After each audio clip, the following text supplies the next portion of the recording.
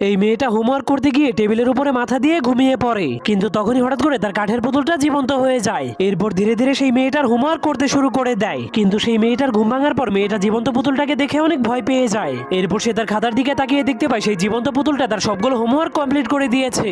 যা দেখার পর মেয়েটা অনেক খুশি হয়ে পুতুলটাকে নিজের কলমটা উপহার দিয়ে দেয়। এরপর সে হোমওয়ার্কের খাতাটাকে নিয়ে স্কুলে চলে যায়, কিন্তু মেয়েটা স্কুল থেকে ফিরে আসার পর কাঠের পুতুলটাকে বলে, তোমার করা হোমওয়ার্কে আমি সব থেকে বেশি নাম্বার পেয়েছি। এজন্য মেয়েটা অনেক খুশি হয়ে কাঠের পুতুলটাকে বলে, তুমি আজকেও আমার সবগুলো হোমওয়ার্ক কমপ্লিট করে দাও। এটা বলে সে ভিডিও গেম খেলার জন্য চলে যায়, কিন্তু সেই কাঠের পুতুলটা যত বেশি হোমওয়ার্ক করছিল সে তত বেশি বড় হচ্ছিল।